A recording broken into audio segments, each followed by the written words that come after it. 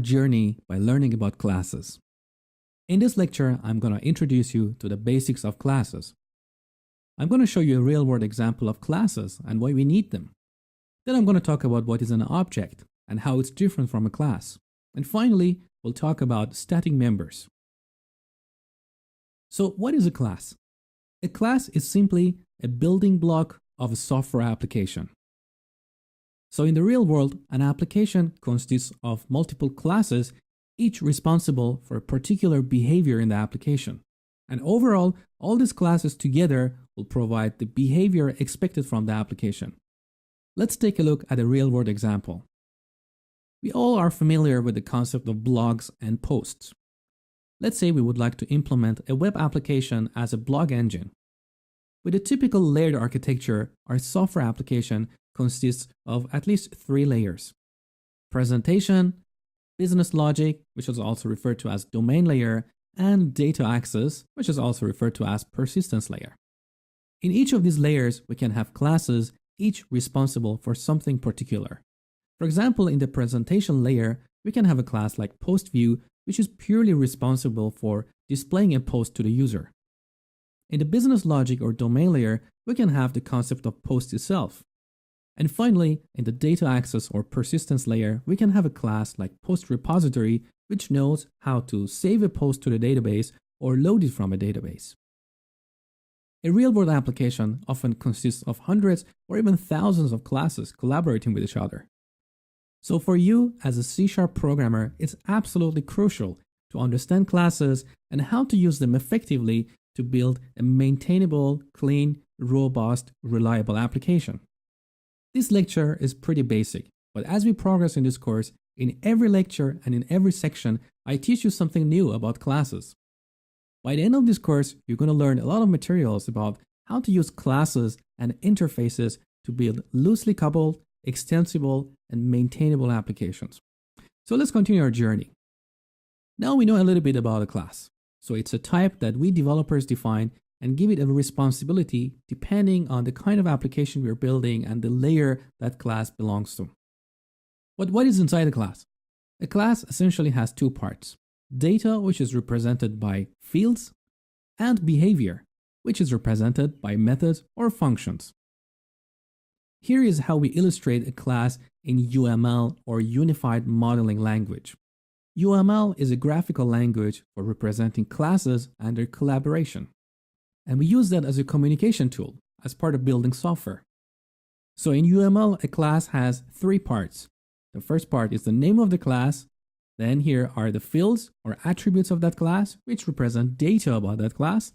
And finally, we've got the methods or functions, which provide some behavior. So in this example, our person class has fields like name, age, height, and weight, and it has methods like walk, talk, eat, and sleep. Let's take a look at another example. We talked about blogs and posts.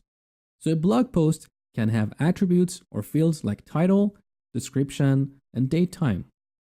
And it can have methods like publish, like, or comment, which receives a message. A term that is often used with classes and sometimes used interchangeably is an object. But an object is fundamentally different from a class. Yet a lot of developers, including myself, sometimes use the word object to refer to a class. But an object is essentially an instance of a class that resides in the memory.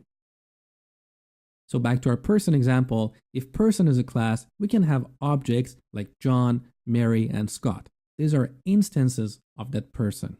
The person class or the person type defines the blueprint from which we can create objects. At runtime, these objects in the memory talk to each other, and as a result, we get the behavior expected from the application. Now let's see how we can declare a class in C#. Here's a basic syntax for declaring a class.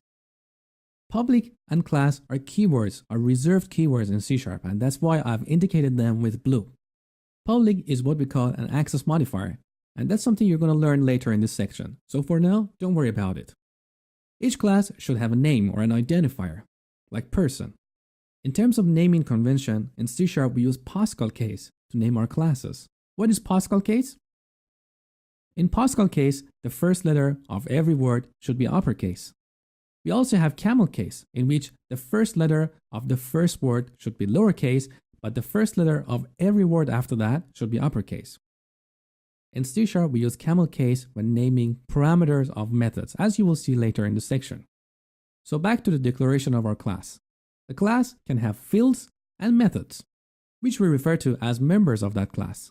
We put members inside these curly braces here.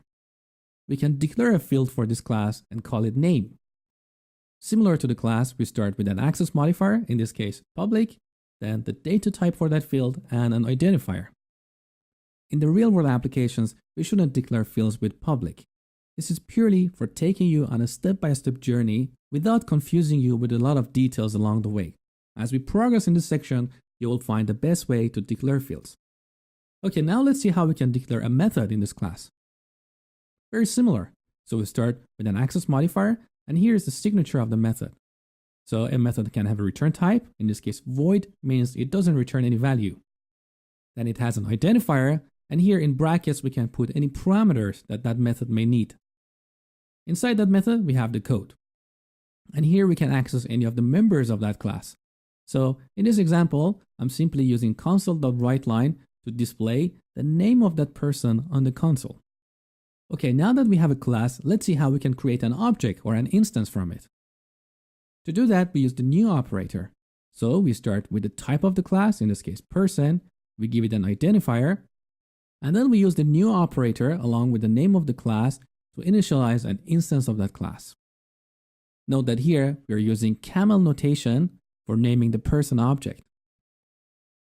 A shorter way to write this code is to use var. Var is a C# keyword, and the reason we use that is to save us from typing the full name of a class, because sometimes the name of the class might be quite a few characters. Plus, as you see, it's a little bit of duplication to repeat the name of the class in two places. So we use the var keyword, and the compiler automatically knows that this person object is of type person.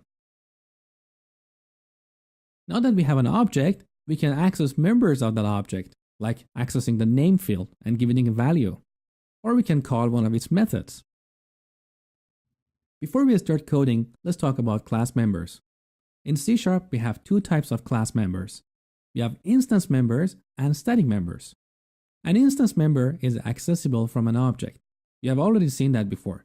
So we create a person object and then call the introduce method on the object.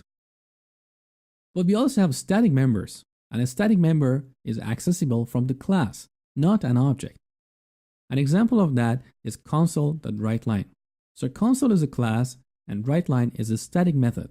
So we don't have to create an instance of console using the new operator in order to call writeLine.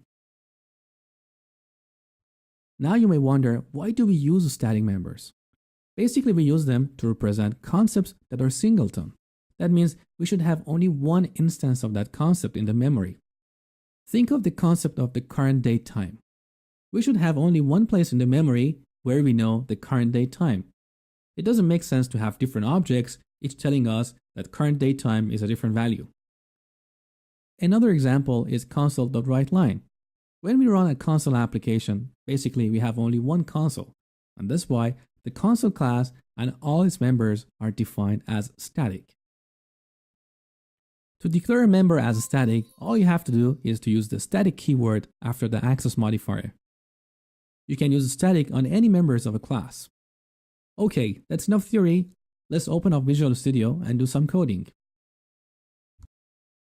Okay, here I've got a console application in Visual Studio.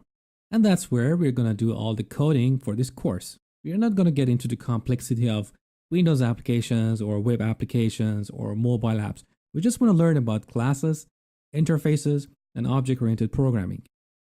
What you learn here, you can always apply in any kind of application you're going to build.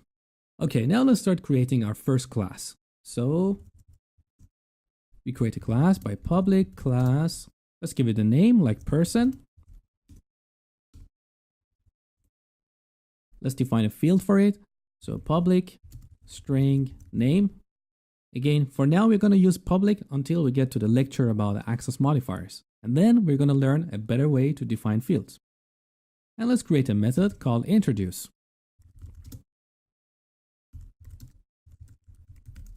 I want this method to take a parameter, and that's the name of the other person that this person is going to introduce himself to. So let's say introduce to, and here we use the console class, the WriteLine method. Hi, 0, I am 1. Basically, what we have here is what we call a format string. So it's like a template. And here are parameters that we will fill by some values. So I want the first parameter to be filled by the value of toArgument. And the second one is going to be the name field stored in the class. Now that we have this class, let's create an object from it. So we go to the main method. We can either go person equals new person, or a shorter way is to use var.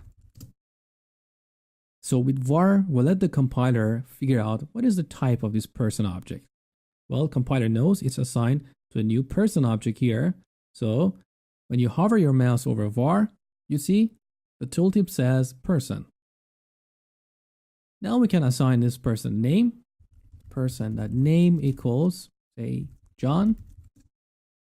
And then we can call the introduce method and pass another name as an argument. Say, introduce yourself to Mosh. Now, if you run this application, you see, hi Mosh, I'm John. Now let's take this to the next level. Let's say we would like to create a person object from a string. What we can do is to create a parse method. So let's go and define a parse method here. The parse method should take a string and return a person object. So person parse string some str. Basically, what we need to do here is to create a person object, set the name field based on the str argument here, and then return that. So var person equals new person.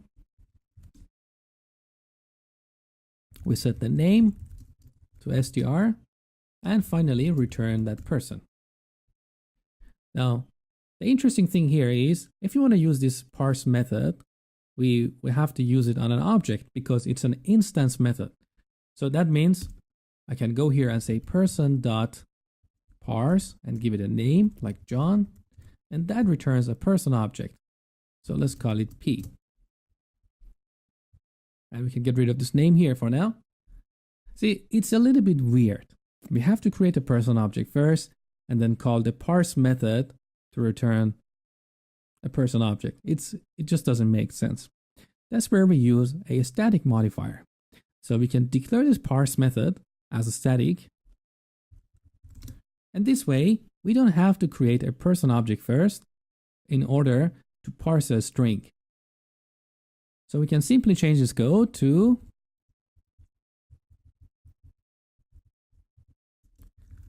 use the person class. We parse that string, and now we have a person object. And finally, we can call the introduce method on it. Let's run the application. We get the same result. So that's a use case for using a static member. A static member is only accessible from the class and not an object. That's pretty much it for this lecture. In the next lecture, we're going to learn about constructors. I hope you enjoyed this lecture, and thank you for watching. Hi guys, Mosh here. I hope you're having a fantastic day or night wherever you are in the world. This tutorial you have been watching is actually part of one of my C# courses where you will learn everything about classes, interfaces, and object-oriented programming. In case you're interested to enroll in the full course, I've put the link for you in the video description.